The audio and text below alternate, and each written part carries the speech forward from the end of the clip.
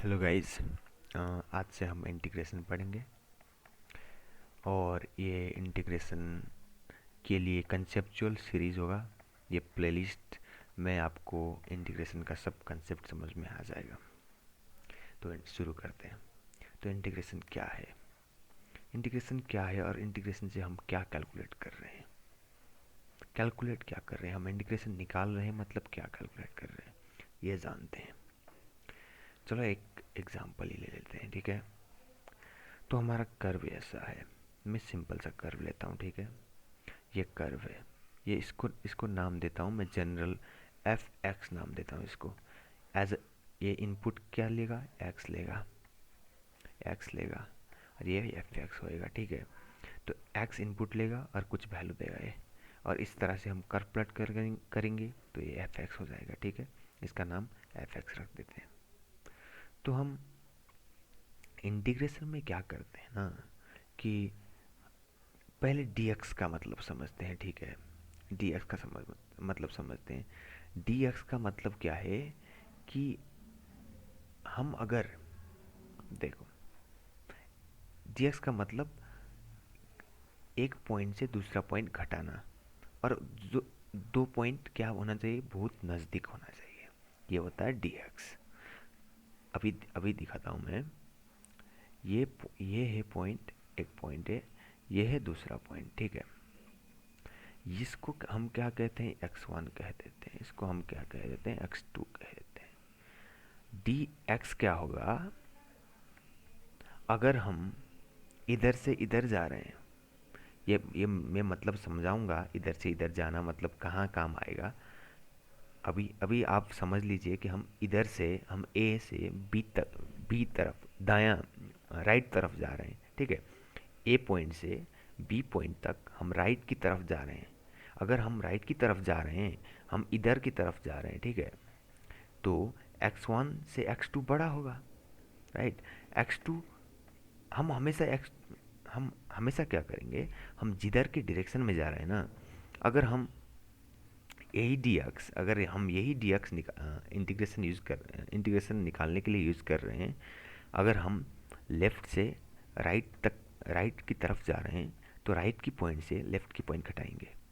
अगर हम इधर से इधर जा रहे हैं ना, मतलब राइट से लेफ़्ट की तरफ जा रहे हैं ना, राइट से लेफ़्ट की तरफ जा रहे हैं, मतलब मैं ग्रीन से डिनोट करूँगा इसको, राइट से बी से ए की तरफ जा रहे हैं, तो हम इसमें इसमें ही अगर dx निकालना पड़े ना, हमें dx निकालना पड़े ना, तो हम a से b को हटा a माइनस बी करेंगे, समझ रहे हो।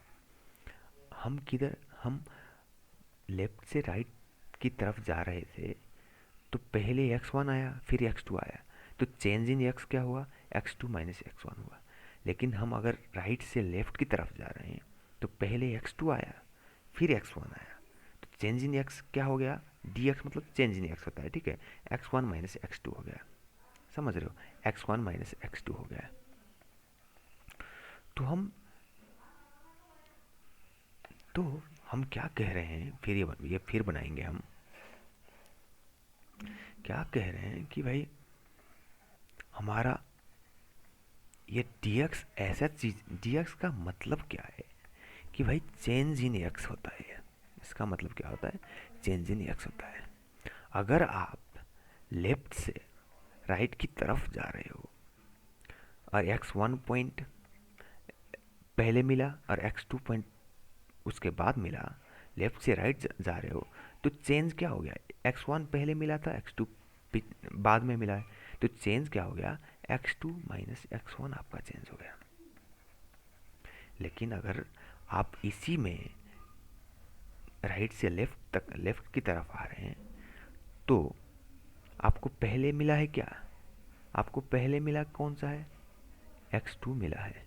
अगर आपको पहले x2 मिला है, इधर राइट से लेफ्ट आओगे तो x2 मिला है, फिर x1 मिला है, तो चेंज क्या हो गया है, x1 माइनस x2 हो गया, ठीक है। x1 माइनस x2 हो गया।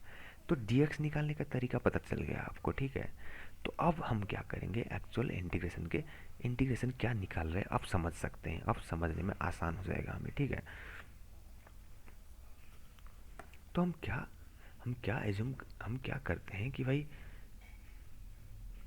बहुत ये dx जो डिस्टेंस था, ये dx टेंस टू जीरो होता है, dx टेंस टू जीरो वाला डिस्टेंस होता है, समझ रहे हो आप? ये dx क्या होता है, टेंस टू जीरो, मतलब x2 माइनस x1 करके अगर हम dx निकाल रहे हैं ना, और इसमें dx टेंस टू जीरो का मतलब क्या होता है, dx को जीरो की तरफ जाओ, dx को जीरो रख दो dx में वैल्यू, मतलब जीरो इजकल्स टू क्या हो गया, x2 माइनस x1 हो गया, मतलब x2 और x1 क्या हो गया, बहुत ही नज़दीक। मतलब हम x2 और x1 ऐसे नज़दीक लेंगे और इसका डिफरेंस क्या होगा, dx होगा, समझ रहे हो? हम एज्यूम कर लेते हैं कि हम लेफ्ट से राइट की तरफ जा रहे हैं, तो क्या हो गया, dx x2 माइनस x1 हो गया, जहाँ x2 और x1 क्या है, बहुत नज़दीक का पॉइंट है। तो हम क्या करते हैं अब कि हम x1 में क्या है fx का वैल्यू, ये fx है, तो x1 में fx का वैल्यू क्या है देख लेते हैं, ठीक है? x1 में fx का वैल्यू, x2 में fx का वैल्यू देखते हैं। हमें क्या पता है कि भाई x2 और x1 इतना नज़दीक है कि इनका डिफरेंस dx जो है ना, वो ऑलमोस्ट जीरो है। मतलब अगर इतने ही नज़दीक हैं, हम इतना नज़दीक तो इधर बना नहीं सकते ना, इसलिए थोड़ा दूर दिखता है इधर x1 से और x2 के बीच में बहुत डिस्टेंस दिखता है, लेकिन ये दोनों ही बहुत नज़दीक पॉइंट है जिसका डिफरेंस ऑलमोस्ट जीरो है। मतलब एफ एक्स में भी उतना ज़्यादा चेंज नहीं होगा। मतलब क्या कहना चाहता हूँ मैं कि भाई अगर x1 और x2 पॉइंट इतने नज़दीक हैं, तो इनका वैल्यू भी, इनका डिफरेंस जो है ऑलमोस्ट ज़ीरो है। मतलब अगर एफ एक्स में वैल्यू डालेंगे ना, इनका एफ एक्स होगा, एफ एक्स वन होगा एक, दूसरा क्या होगा, F X one plus D x होगा। डी एक्स तो क्या है भाई, डिफरेंस है, इनका बीच में डिफरेंस, मतलब एफ ये एफ एक्स टू होगा, समझ रहे हो? मैं क्या कहना चाहता हूँ कि भाई एक पॉइंट में एफ एक्स वन निकाल लिया तुमने, दूसरे पॉइंट में एफ एक्स टू निकालना चाहते हो, एफ एक्स टू निकालने के लिए क्या कर रहे हो, एक्स वन में डी एक्स डाल रहे हो तुम, एक्स एक्स वन में डी एक्स ऐड कर रहे हो, ठीक है? डी एक्स क्या है, बहुत कम है, ऑलमोस्ट जीरो है। मतलब ये दोनों को ही एफ एक्स वन और एफ एक्स टू का वैल्यू क्या होगा, इसका मतलब बहुत नज़दीक होगा, मतलब इक्वली होगा ऑलमोस्ट। अगर एक्स वन और एक्स टू के वैल्यू ऑलमोस्ट इक्वल है, तो इधर क्या बन जाएगा, रेक्टेंगल बन जाएगा, ठीक है? अगर रेक्टेंगल बन जाएगा, तो रेक्टेंगल का एरिया कैसे निकालते हैं भाई? रेक्टेंगल का एरिया निकालने के लिए इसका जो ये ये है, ये और इसका मल्टीप्लाई करते हैं, मतलब ब्रेथ और हाइट का मल्टीप्लाई करते हैं, राइट? ब्रेथ और हाइट का मल्टीप्लाई करते हैं, तो ब्रेथ क्या है इधर, X two minus X one which is D X, right? तो डी एक्स और क्या मल्टीप्लाई करते हैं, ये क्या है भाई, ये एफ एक्स नहीं है क्या, ये एफ एक्स ही तो है, एफ एक्स वन में है which is almost equal to F X two में, समझ रहे हो? ये वैल्यू, हाइट वाला value F X one which is almost equal to F X two, मतलब एफ एक्स इधर एफ एक्स वन कर देते हैं, ठीक है? तो एरिया निकाल, ऐसे हमने क्या किया, एरिया निकाल लिया।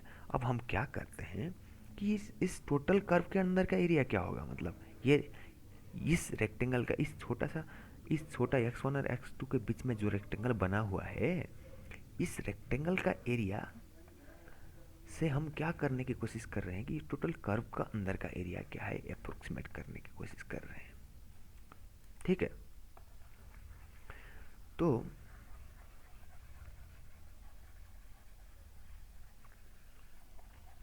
तो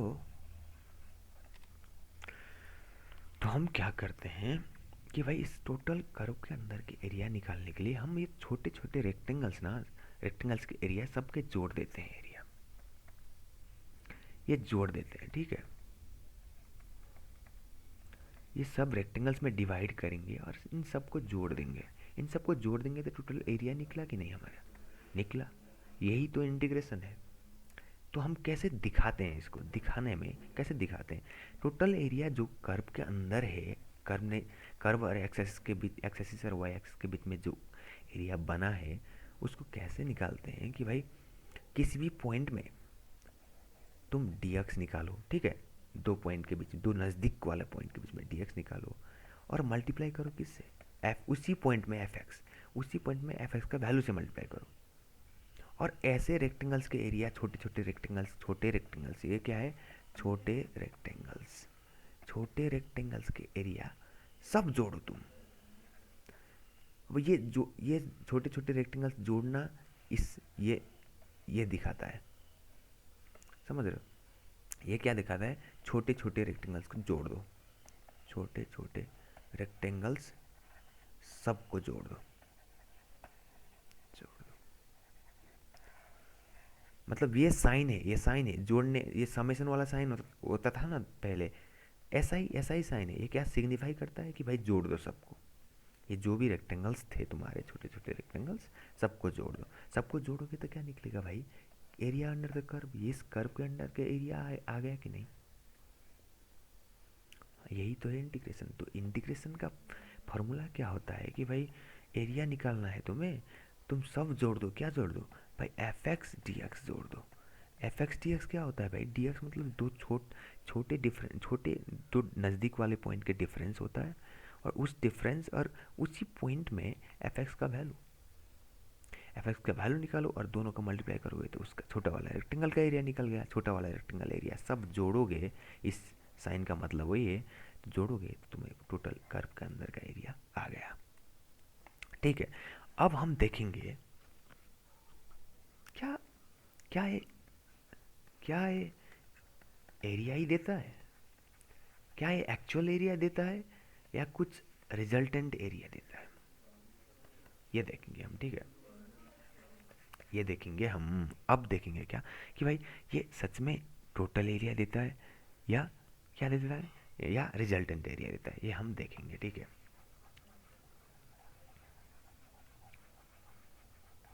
देखते हैं, अभी देखते हैं। मैं कर्व बनाता हूँ एक, तो भाई एक कर्व बना रहा हूँ मैं, इसमें मैं कर्व क्या बना रहा हूँ कि भाई ऐसे जाएगा, ऐसे जाएगा, ये साइन ही बनाने की कोशिश कर रहा हूँ मैं, साइन एक्स बनाने की कोशिश कर रहा हूँ। ठीक है, इधर क्या है, एक्स। ठीक है, तो मैं क्या कर रहा हूँ कि भाई, ठीक है, अब इधर भी ऐसा ही फार्मूला लगा लेते हैं इंटीग्रेशन का। इंटीग्रेशन का फार्मूला क्या था, अभी अभी निकाला जो हमने, सब जोड़ दो, क्या जोड़ो भाई कि भाई इधर एफ एक्स क्या है, साइन एक्स है ना, इधर एफ एक्स साइन एक्स है, तो साइन एक्स और टी एक्स, ये छोटे छोटे डिस्टेंस वाला दो पॉइंट लेके डिफरेंस निकालो उनका, और साइन एक्स, उस पॉइंट में साइन एक्स का वैल्यू निकालो। हाँ, तो सब उस रेक्टेंगल का एरिया निकल गया, उस रेक्टेंगल के एरिया से छोटे छोटे रेक्टेंगल को जोड़ो तुम। तो भाई जोड़ना कि इधर से इधर तक जोड़ते हैं। ठीक है, अब हम ये भी कर सकते हैं कि भाई जोड़ना किधर से है, किधर से किधर तक का रेक्टेंगल, छोटे रेक्टेंगल जोड़ना है, ये भी स्पेसिफाई कर सकते हैं। देखिए, इधर ए से बी तक करना है तो ए से बी तक करना है, ये मैंने जो लिख दिया अभी अभी, जो हम क्या, ये इधर क्या कर, ये लिमिट कहते हैं, इसको लिमिट ऑफ इंटीग्रेशन कहते हैं, लिमिट ऑफ इंटीग्रेशन कहते हैं। ये कहाँ से कहाँ तक छोटे रेक्टेंगल्स को जोड़ना है, यही हमें बताता है कि भाई कहाँ से कहाँ तक छोटे रेक्टेंगल्स को जोड़ना है।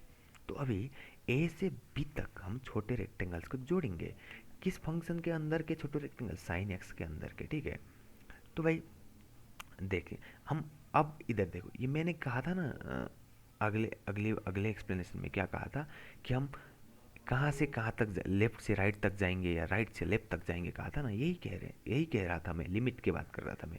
ए से बी तक जा रहे हैं, मतलब ए हमारे लेफ्ट में है, बी हमारा राइट में है, तो हम ए से बी तक जा रहे हैं।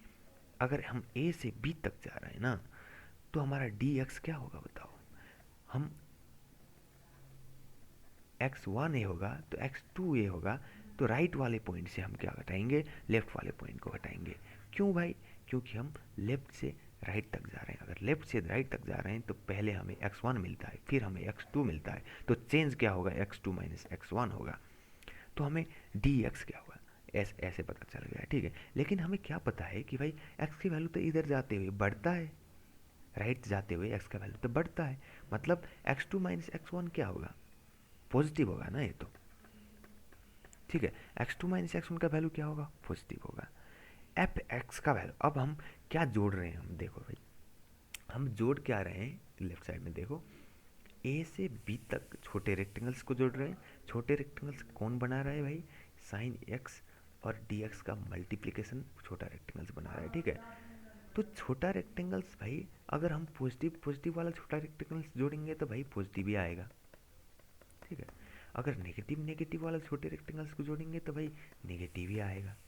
भाई कभी पॉजिटिव जोड़ेंगे कभी नेगेटिव जोड़ेंगे तो भाई गड़बड़ हो जाएगा, टोटल एरिया नहीं निकल पाएगा ना भाई, क्योंकि कहीं कहीं छोटा रेक्टेंगल्स का सम हो रहा है, कहीं सब्ट्रैक्ट हो रहा है, तो एरिया उस वक्त क्या होगा, रिजल्टेंट एरिया होगा भाई। एरिया नहीं होगा, एक्चुअल एरिया नहीं होगा, रिजल्टेंट, इसको कहते हैं रिजल्टेंट एरिया। तो भाई इधर देख लेते हैं, ये साइन एक्स का क्या होगा, ये देख लेते हैं, ठीक है। तो भाई डी एक्स तो पॉजिटिव है, क्योंकि हम ए से बी तक जा रहे हैं, ए से बी तक जाने में हमें डी एक्स क्या मिलता है, पॉजिटिव मिलता है भाई, डी एक्स तो पॉजिटिव मिलता है। तो छोटा रेक्टेंगल्स का एरिया पॉजिटिव होगा कि नेगेटिव होगा, हम पता लगाने के लिए क्या करेंगे भाई, डी एक्स का भी साइन देखेंगे और साइन एक्स का भी साइन देखेंगे, और दोनों ही पॉजिटिव निकले तो क्या होगा, हर एक छोटा रेक्टेंगल्स पॉजिटिव हो जाएगा। हर एक छोटा रेक्टेंगल्स पॉजिटिव हो जाएगा तो छोटा रेक्टेंगल्स पॉजिटिव जोड़ने में पॉजिटिव ही मिलेगा टोटल, ठीक है। लेकिन अभी हम यहाँ देखते हैं कि भाई क्या हमारा छोटा रेक्टेंगल्स का एरिया पॉजिटिव है, हम यही देखने वाले हैं अभी।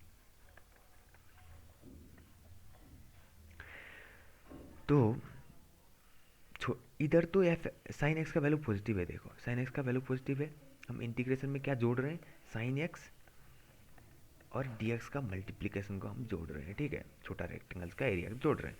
तो डी एक्स तो हमारा पॉजिटिव है, क्योंकि हम लेफ्ट से राइट तक जा रहे हैं, और राइट डी एक्स निकालने में राइट का पॉइंट से लेफ्ट का पॉइंट घटाएंगे, इसलिए पॉजिटिव होगा। लेकिन साइन एक्स का वैल्यू क्या होगा भाई, साइन एक्स का वैल्यू कहीं पॉजिटिव है, देखो इधर तक पॉजिटिव है, किधर तक पॉजिटिव है साइन एक्स का वैल्यू, इधर तक तो पॉजिटिव है साइन एक्स का वैल्यू, ठीक है। अब इधर तक निकालोगे ना, इधर तक तुम्हारा रेक्टेंगल का एरिया क्या आएगा, पॉजिटिव, डी एक्स भी पॉजिटिव है, एफ एक्स भी पॉजिटिव है, पॉजिटिव एरिया आएगा, डी एक्स भी पॉजिटिव है, एफ एक्स भी पॉजिटिव है, पॉजिटिव एरिया आएगा, डी एक्स भी पॉजिटिव है, एफ एक्स भी पॉजिटिव है, पॉजिटिव एरिया, इधर तक तुम्हारा सब पॉजिटिव आएगा, इधर तक सब पॉजिटिव एरिया आएगा, ठीक है। लेकिन जब तुम ये नेगेटिव वाला साइन में पहुंच जाओगे ना, तो उधर क्या होगा कि भाई डी एक्स तो अभी तक भी पॉजिटिव है, क्योंकि तुम ए से बी तक जा रहे हो, डी एक्स तो अभी तक भी पॉजिटिव है, लेकिन तुम्हारा वैल्यू जो है फंक्शन का वैल्यू, वो क्या है, नेगेटिव है। तो साइन एक्स और डी एक्स फंक्शन का वैल्यू, और तुम डी एक्स मल्टीप्लाई कर रहे हो ना, डी एक्स पॉजिटिव है, साइन एक्स नेगेटिव है, तो क्या है, टोटल रिजल्ट क्या हो गया, नेगेटिव आएगा। मतलब रेक्टेंगल का एरिया क्या है, नेगेटिव आ गया। मतलब अगर तुम इधर तक तो तुम छोटा रेक्टेंगल्स का एरिया जोड़ रहे थे, इधर तक का एरिया तो निकल गया था, एक्चुअल एरिया निकल गया था इधर तक का, रिजल्टेंट नहीं, इधर तक एक्चुअल एरिया निकल गया था। लेकिन इधर क्या कर गए तुम, छोटा रेक्टेंगल्स का एरिया सब्ट्रैक्ट कर रहे हो ना, क्योंकि नेगेटिव आ रहा है इधर तो। इंटीग्रेशन का ये साइन, ये जो ग्रीन में लगाया मैंने अभी, ये इसका काम तो जोड़ना है बस, ये साइन नहीं दिखता है, बस जोड़ता है। तो भाई इधर तक तो तुम्हारा पॉजिटिव रेक्टेंगल था, ये ग्रीन, इधर तक तो पॉजिटिव रेक्टेंगल था, इधर से क्या इंट्रोड्यूस हो गया, तुम्हारा नेगेटिव रेक्टेंगल इंट्रोड्यूस हो गया ना, नेगेटिव एरिया वाला रेक्टेंगल, तो घटने लगेगा अब, तो अब घटने लगेगा। इसलिए इसलिए तुम्हारा इधर इधर से ए से बी तक तुम जाओगे ना, ए से बी तक जाओगे और साइन एक्स डी एक्स को जोड़ोगे ना, तो तुम ए से बस इधर तक जाते तो तुम्हारा पॉजिटिव कुछ एरिया निकलता।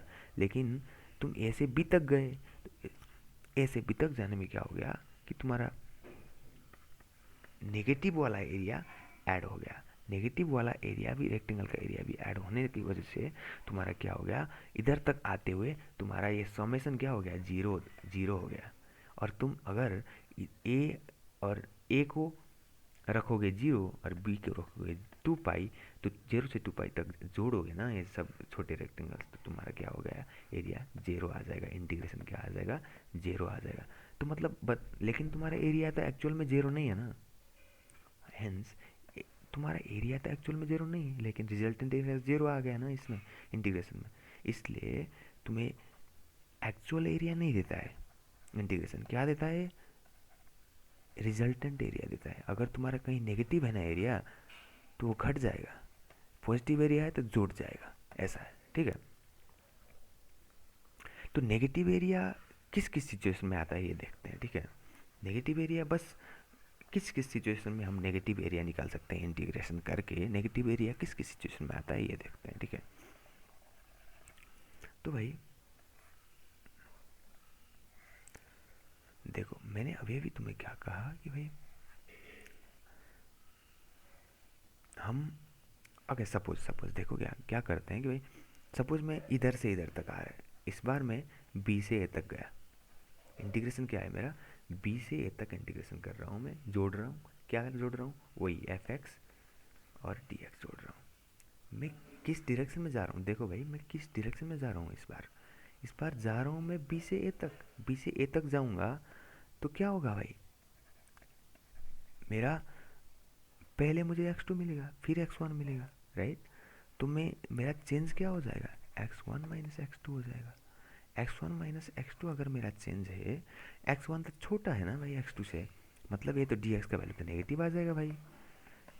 fx का वैल्यू तो सब इधर इधर हर जगह पॉजिटिव है, देखो fx का वैल्यू हर जगह पॉजिटिव है, मतलब तुम fx और dx मल्टीप्लाई कर रहे हो ना, हर बार तुम्हारा क्या आ रहा है, नेगेटिव आ रहा है। नेगेटिव आ रहा है मतलब हर एक तुम एरिया हर एक रेक्टेंगल के जोड़ ऐड हो जाएंगे, लेकिन टोटल क्या है, नेगेटिव में आ जाएगा, टोटल नेगेटिव में आ जाएगा, ठीक है। इसलिए ये एरिया तो देगा, इस बार ये एरिया दे रहा है एक्चुअल, लेकिन नेगेटिव में दे रहा है, हमें उसको पॉजिटिव करके लिखेंगे ना तो एक्चुअल एरिया हो जाएगा। समझ समझ रहे हो। तो मतलब इस तरह से हम नेगेटिव एरिया निकाल सकते हैं। नेगेटिव एरिया एक तो फंक्शन के हमारा लिमिट बड़े से छोटे लिमिट में जाएंगे ना, बड़े से छोटे लिमिट में जाएंगे उस बार भी नेगेटिव, और फंक्शन पॉजिटिव है ना, तो उसके वजह से भी हमारा नेगेटिव एरिया आ जाएगा। लेकिन हमारा नेगेटिव एरिया दूसरी तरीके से कैसे आ सकता है, हम डी एक्स पॉजिटिव, हम छोटे से बड़े ही जा रहे हैं लेकिन फंक्शन ही नेगेटिव है, फंक्शन ही नेगेटिव है तो उस बार भी हमें क्या है मिलेगा, नेगेटिव एरिया मिलेगा। तो नेगेटिव एरिया कैसे मिलता है, पॉजिटिव एरिया कैसे मिलता है, हमें समझ में आ जाएगा, समझ में आ गया है, ठीक है। अब हम क्या करते हैं, अब हम क्या करते हैं कि भाई तो क्या देता है भाई, इंटीग्रेशन हमें क्या देता है, इंटीग्रेशन हमें एरिया देता है। हाँ, ये तो मुझे समझ में, ये तो तुम लोग को समझ में आ गया, राइट। इंटीग्रेशन हमें एरिया देता है, एरिया कैसे कैसे देता है, छोटे छोटे रेक्टेंगल्स के एरिया ऐड करके देता है। नहीं नहीं, एरिया नहीं, रिजल्टेंट एरिया, मैं ही बोल गया, देखो रिजल्टेंट एरिया देता है, और क्या छोटे छोटे रेक्टेंगल्स को ऐड करके रिजल्टेंट एरिया देता है। मतलब एरिया देता है मतलब वैल्यू होना चाहिए ना, ये तो क्या इंटीग्रेशन का रिजल्ट वैल्यू है या फंक्शन है, ये सवाल के उत्तर देंगे हम, ठीक है। तो हम इसके लिए हम क्या लेंगे, एक एग्जाम्पल लेंगे, इसके लिए हम क्या लेंगे, एक एग्जाम्पल लेंगे। कौन सा एग्जाम्पल लेंगे, ये देखिए आप लोग, ठीक है। इसके लिए हम क्या एग्जाम्पल लेंगे कि भाई साइन एक्स का डेरिवेटिव कर सकते, राइट। तो हम क्या लेंगे कि हम cos x का इंटीग्रेशन करेंगे, ठीक है, cos x का इंटीग्रेशन करेंगे। ये cos x बनाया हमने, ठीक है, ये cos x बनाया, ये क्या है, cos x है, और ये x है, इधर x है, और हम इधर नीचे क्या बनाएंगे, sin x बनाएंगे। इसका इंटीग्रेशन क्या, cos x का इंटीग्रेशन क्या होना चाहिए हम देखेंगे, किसी भी फंक्शन का इंटीग्रेशन क्या होना चाहिए हम देखते हैं, ठीक है। वैल्यू होना चाहिए या फंक्शन होना चाहिए, ये हमारा सवाल था। वैल्यू होना चाहिए या फंक्शन होना चाहिए, ये हमारा सवाल था, ठीक है। तो हम सवाल को आंसर करने के लिए हम एक एग्जांपल लेंगे। तो cos x जो है, इसका इंटीग्रेशन क्या क्या होता है, मैं देख इसका एरिया मैं मेज़र करके आप लोग को दिखाता हूँ, ठीक है। cos x में पहले क्या है, इधर तक तो फंक्शन शुरू ही नहीं हुआ है ना, इधर तक तो फंक्शन शुरू ही नहीं हुआ है, तो एरिया इधर तक 0 होना चाहिए। समझ रहे हो, एरिया क्या है, मतलब इंटीग्रेशन, एरिया नहीं, एरिया बोलूँगा तो गलत गलत हो जाएगा, रिजल्टेंट एरिया बोलूँगा तो सही हो जाएगा। रिजल्टेंट एरिया और इंटीग्रेशन क्या है, सेम है। एरिया, बस एरिया बोलना गलत होगा, ठीक है। अगर मैं एरिया गलती से बोल दूंगा तो आप लोग करेक्ट करेक्ट करके समझ जाए, ठीक है, मेरा गलती से मुँह से निकल सकता है। तो मेरा इधर क्या होगा, 0 पॉइंट तक मेरा क्या है, रिजल्टेंट एरिया 0 ही है। तो मैं इधर जाऊंगा तो क्या हो गया, थोड़ा सा एरिया एक्युमुलेट हो गया मेरा, थोड़ा सा एरिया बढ़ गया, राइट, थोड़ा सा एरिया बढ़ गया। तो इधर जाऊंगा तो भाई और बढ़ गया, इधर तक ऐड होता गया, इधर तक ऐड होता गया, मेरा बढ़ता गया एरिया, ठीक है, मेरा बढ़ता गया एरिया, इधर तक मेरा बढ़ता गया एरिया। लेकिन इधर से क्या हो गया मेरा, मैं इधर से इधर तक जा रहा हूँ, मतलब डी एक्स पॉजिटिव है लेकिन फंक्शन नेगेटिव हो गया, तो एरिया क्या होगा, नेगेटिव होएगा। तो मतलब मैं क्या करूँगा अब, मैं हर एक पॉइंट, इसमें हर एक पॉइंट में मैं क्या प्लॉट कर रहा हूँ, मैं आपको बताता हूँ। मैं हर एक पॉइंट में जीरो से लेकिन उस पॉइंट तक का एरिया प्लॉट कर रहा हूँ, ठीक है। सपोज मेरा ये पॉइंट ए है, तो मैं जीरो से लेके ए तक का पॉइंट प्लॉट कर रहा हूँ, एरिया प्लॉट कर रहा हूँ। तो मैं इधर क्या, इधर इधर के लिए भी वही किया मैंने, जीरो से लेकर इधर तक का एरिया इतना है, जीरो से लेके इधर तक का एरिया कितना है, इतना है, बढ़ गया है ना, क्योंकि ये इधर इतना हो गया। तो इसके लिए क्या हो जाएगा, ये पूरा पूरा हो जाएगा। तो फिर इस ए पॉइंट के लिए क्या हो जाएगा, ये भी इंक्लूडेड है और ये भी इंक्लूडेड है पूरा, समझ रहे हो। तो ये तो नेगेटिव एरिया है ना, इसलिए घट जाएगा, इधर से घट जाएगा।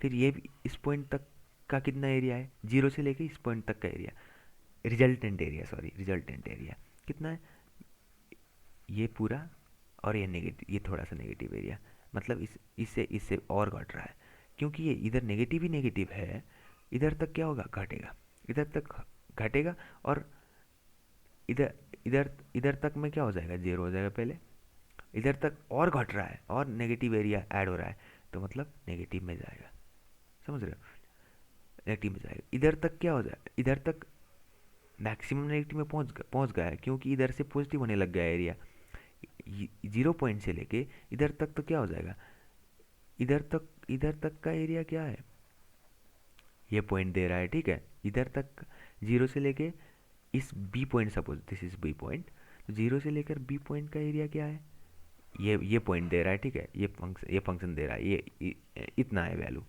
लेकिन अब मैं सम पॉजिटिव एरिया ऐड करने शुरू कर रहा हूँ अब, लेकिन जीरो से लेकर सी पॉइंट तक निकालना होगा, तो जीरो से लेकर बी तक जितना एरिया था ना, रिजल्टेंट एरिया, उसमें मैं सम पॉजिटिव एरिया ऐड करूँगा अब, क्योंकि सी पॉइंट में इधर तो पॉजिटिव होगा एरिया, तो मेरा अब फंक्शन फिर बढ़ने शुरू हो जाएगा, अब बढ़ेगा बढ़ेगा ऐसे जाएगा, ठीक है।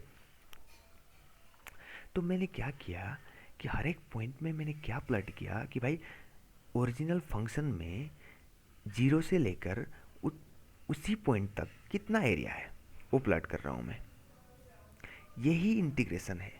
ये इंटीग्रेशन क्या है, फंक्शन है। इंटीग्रेशन करोगे तो तुम्हारा, अगर तुमने अगर तुमने लिमिट्स ऑफ इंटीग्रेशन स्पेसिफाई नहीं किया है, लिमिट्स ऑफ इंटीग्रेशन, सपोज इधर cos x dx करते हैं ना तुम, विदाउट लिमिट्स, किधर से किधर तक इंटीग्रेशन करना है ये बिना बताए अगर तुमने cos x dx कर दिया ना, तो तुम्हें इसका as a result of this तुम्हें क्या देना पड़ेगा, एक ऐसा फंक्शन देना पड़ेगा जो किसी भी पॉइंट पे एरिया निकाल सके, क्योंकि तुमने स्पेसिफाई नहीं किया है ना किधर से किधर तक एरिया निकालना है कॉस कॉस फंक्शन का।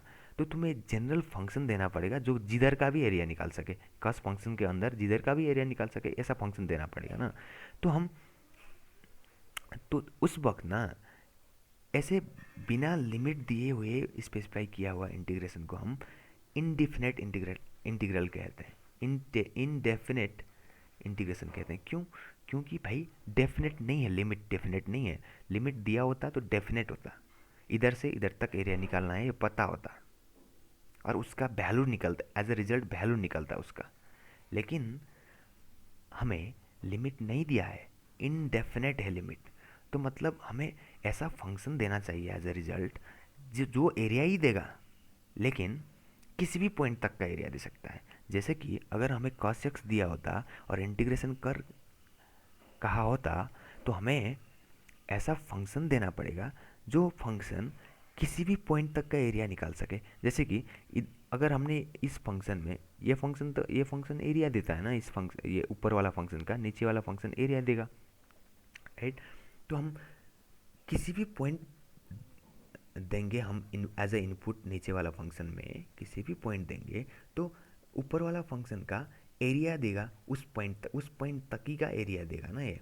मतलब ये जनरल फंक्शन जो है, जो एरिया दे सकता है, इसको क्या ये इनडेफिनेट इंटीग्रेशन है, इंटीग्रेशन ही है ये, इनडेफिनेट इंटीग्रेशन है। लेकिन हम अगर इसमें कहेंगे कि भाई मुझे इस जे इस 0 पॉइंट से इस तक का एरिया दो, तो ये तो वैल्यू हो जाएगा ना, इसलिए फंक्शन नहीं हुआ। ये डेफिनेट इंटीग्रल का क्या होगा रिजल्ट, वैल्यू होगा। लेकिन इनडेफिनेट इंटीग्रल का क्या होगा, फंक्शन होगा, जो फंक्शन क्या किसी भी पॉइंट से किसी भी पॉइंट तक का एरिया दे सकता है, ऐसा फंक्शन होगा, ठीक है। तो हम इसको मैं कंक्लूसिव तरीक़ा से बताता हूँ अब आप लोग को, और कंक्लूसिव और कंक्रीट तरीक़ा से, ठीक है। तो क्या है कि भाई हमें इंडेफिनेट इंटीग्रल का समझ में आ गया। इंडेफिनेट इंटीग्रल मतलब क्या है कि भाई लिमिट्स नहीं दिया है हमें लिमिट्स बिल्कुल नहीं दिया है। तो हमें किससे, इसका मतलब क्या है कि अगर हमें sin x dx दिया है तो हमें ऐसा जनरल फंक्शन एफ एक्स निकालना होगा जो फंक्शन हमें इस sin x के अंदर के एरिया कहीं किसी भी पॉइंट के अंदर दे सकता है, किसी भी पॉइंट तक का एरिया निकाल के दे सकता है एफ एक्स। मतलब अगर हमारा ये सपोज मेरा cos x है, ठीक है। cos x, I am taking the same example as I took in the earlier one, cos x। तो cos x का किसी भी ये ऐसा फंक्शन होगा,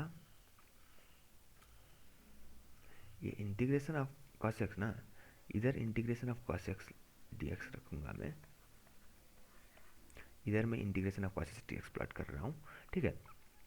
ऐसा फंक्शन होगा जो तुम अगर इस पॉइंट तक का एरिया कितना है, इस पॉइंट तक का इतना एरिया कितना है निकालना होगा ना, तुम इधर इसी पॉइंट में जाओगे और इस फंक्शन में देखोगे, तुम इस फंक्शन में देखोगे, ओ मतलब इस फंक्शन का वैल्यू सपोज ये क्या है y1 है, तो अच्छा मतलब इस पॉइंट तक का इस कर्व में एरिया कितना है y1 है, ये समझ में आ जाएगा तुम्हें। अगर तुम्हें किसी और पॉइंट में निकालना है, सपोज इधर से तुम्हारा क्या, अगर तुम्हें किसी और पॉइंट में निकालना है, सपोज इस पॉइंट में निकालना है, इस पॉइंट तक का एरिया कितना है, तुम्हें निकालना है कि भाई इस पॉइंट तक का एरिया कितना है, तो इधर से तुम उसी पॉइंट में जाओगे, इस फंक्शन के इंटीग्रेशन वाला फंक्शन के उसी पॉइंट में जाओगे, उसी पॉइंट में जाके देखोगे कि भाई कितना वैल्यू है, इसमें y2 निकल गया, अच्छा इतना इतना एरिया मतलब y2 एरिया है, ऐसे पता चल जाएगा तुम्हें, ठीक है। इंटीग्रेशन से इंटीग्रेशन क्या निकालेगा, जनरल फंक्शन इंडेफिनेट इंटीग्रल, मतलब जिसमें लिमिट नहीं दिया है तुम्हें, वो ऐसे फंक्शन निकालेगा जो ओरिजिनल फंक्शन का एरिया किसी भी लिमिट में निकाल सके, ऐसा फंक्शन निकालेगा इंडेफिनेट इंटीग्रल। लेकिन तुम्हें डेफिनेट इंटीग्रल निकालना होगा तो तुम किसी लिमिट, किसी एक ए से बी तक निकालोगे। ए से बी तक निकालना मतलब छोटे छोटे रेक्टेंगल के एरिया ए से बी तक जोड़ोगे, उसका तो वैल्यू आएगा ना रिजल्ट, क्योंकि एरिया तो जोड़ रहे हो तुम, नंबर जोड़ रहे हो तो नंबर ही निकलेगा। मतलब हर एक छोटे रेक्टेंगल्स के एरिया नंबर होंगे, तो हर एक छोटे रेक्टेंगल्स के एरिया जोड़ोगे तो नंबर ही निकलेगा ना एज अ रिजल्ट। तो डेफिनेट इंटीग्रल का वैल्यू डेफिनेट निकलेगा, इंडेफिनेट इंटीग्रल का वैल्यू क्या निकलेगा, डेफिनेट नहीं निकलेगा। एक फंक्शन आएगा जो किसी भी पॉइंट से किसी भी पॉइंट तक का एरिया निकाल सकता है। सो तो अब क्या होगा हम देखते हैं, इसी के एक एग्जांपल देखते हैं। तो हमारा क्या है कि भाई तो हम सपोज एक फंक्शन एफ एक्स फंक्शन है, ठीक है। एफ एक्स फंक्शन है, उसका इंटीग्रेट कर रहे हैं हम, लिमिट क्या है ए से बी तक इंटीग्रेट कर रहे हैं, ठीक है। लिमिट ए से बी तक इंटीग्रेट कर रहे हैं। तो हम क्या निकालना चाहते हैं कि भाई, तो हम पहले क्या निकालेंगे, इंडेफिनेट इंटीग्रल निकालेंगे हम इसका। इंडेफिनेट इंटीग्रल निकालेंगे तो एफ एक्स का सपोज हम क्या मानते हैं, capital F x. Capital F x इसका इंडेफिनेट इंटीग्रल मान लेते हैं हम, ठीक है, सपोज कर लेते हैं। तो अगर एफ एक्स का इंटीग्रेशन, इंडेफिनेट इंटीग्रल हमारा एफ कैपिटल एफ एक्स निकल गए ना, तो इसका मतलब क्या है कि भाई एफ एक्स किसी भी पॉइंट का एरिया दे सकता है। मतलब अगर सपोज सपोज सपोज ऐसा कर लेते हैं, ठीक है। एफ एक्स का मैं प्लॉट बना लेता हूँ, ठीक है। एफ एक्स का प्लॉट ऐसा है, सपोज ये कैपिटल एफ एक्स का, ठीक है। ये किसी भी पॉइंट ए है, ये किसी भी पॉइंट बी है, ठीक है। तो हम क्या कर लेते हैं कि भाई एक्ट ये ओरिजिनल फंक्शन भी बना लेते हैं, ओरिजिनल फंक्शन भी बना लेते हैं, ठीक है। ओरिजिनल फंक्शन क्या है, एफ एक्स है, इसका हम इंटीग्रेशन निकाल के कैपिटल एफ एक्स निकाले हैं, ठीक है। तो किस पॉइंट ए ही ले लेते हैं, पॉइंट ए ले लेते हैं और पॉइंट बी ही ले लेते हैं, ठीक है। तो इस ये ओरिजिनल फंक्शन जिसका हम इंटीग्रेशन निकाल रहे हैं ना, ए तक का एरिया जो है, ए तक का एरिया जो है ना, ये कर्व के अंदर जो ये क्या कौन देता है, एफ ए देता है, ठीक है। एफ ऑफ ए देता है, ठीक है। और जो बी तक का एरिया है ना, शुरू से लेकर बी तक का एरिया जो है कौन देता है, एफ बी देता है ना भाई, शुरू से लेकर। तो ए से बी के अंदर इतना ए से, लेकिन हम चाहते क्या है भाई, ए से बी तक, ए से बी तक का एरिया चाहते हैं ना। तो हम क्या करेंगे कि भाई पहले भाई एफ एक्स का इंडेफिनेट इंटीग्रल निकालेंगे, एफ कैपिटल एक्स। फिर एफ एफ ए निकालेंगे, मतलब क्या है, ए तक का एरिया निकालेंगे। फिर एफ बी निकालेंगे, मतलब शुरू से लेकिन बी तक का एरिया निकालेंगे। फिर एफ बी से अगर एफ ए घटाएंगे ना, तो बीच का एरिया निकल गया कि नहीं, ए से बी तक का। तो हम डेफिनेट इंटीग्रल ऐसे निकालते हैं। डेफिनेट इंटीग्रल निकालने का तरीका क्या होगा हमारा कि भाई पहले हम जनरल फंक्शन निकालेंगे। जनरल फंक्शन क्या होगा, इंटीग्रेशन जनरल फंक्शन निकालेंगे। इंटीग्रेशन जनरल फंक्शन निकालने के बाद क्या होगा कि भाई ए तक का, तुम्हें ए तक का भी एरिया पता है, ओरिजिनल कर्व में ए तक का एरिया पता है। तुम्हें बी तक का, ओरिजिनल फंक्शन के बी तक का एरिया भी पता है। तो ए से लेकिन बी तक का कितना एरिया होगा, एफ बी निकालोगे, एफ ए निकालोगे, एफ बी से एफ ए घटा दोगे, ठीक है। तो हमारा क्या होगा, अगर हमें स्टेप वाइज मैं फॉर्मूली लिखता हूँ। अगर हमें इस फंक्शन का को इवेलुएट करना हो ना, तो भाई हम क्या करेंगे, पहले निकालेंगे इसको, पहले फर्स्ट स्टेप क्या निकालेंगे, फर्स्ट स्टेप निकालेंगे हम एफ एक्स डी एक्स निकालेंगे, ठीक है। ये जनरल फंक्शन निकालेंगे हम जो कहीं का भी एरिया दे सके, ऐसा फंक्शन निकालेंगे। इस फंक्शन एफ एक्स फंक्शन का कहीं से लेकिन कहीं तक का एरिया दे सके, ऐसा फंक्शन निकालेंगे एफ एक्स, ठीक है। इसको क्या कहते हैं, इंडेफिनेट इंटीग्रल कहते हैं। लेकिन हमें क्या चाहिए, एरिया कहाँ से कहाँ तक चाहिए, ए से बी तक चाहिए। तो हमें एफ ए निकालूंगा तो क्या है, ए तक का एरिया निकल जाएगा, किसी भी रेफरेंस पॉइंट से ए तक का एरिया निकल जाएगा। तो एफ बी निकालूंगा तो क्या निकल जाएगा, बी तक का एरिया निकल जाएगा। तो मैं क्या करूँगा, अब F B minus F A करूँगा, समझ रहे हो। ये क्या देगा मेरा, मुझे ए से लेके बी तक का एरिया निकल जाएगा। ऐसे हम डेफिनेट इंटीग्रल निकालते हैं। आज के लिए इतना ही। और कुछ समझ में नहीं आया तो कमेंट सेक्शन में कमेंट कर सकते हो आप लोग। Thank you.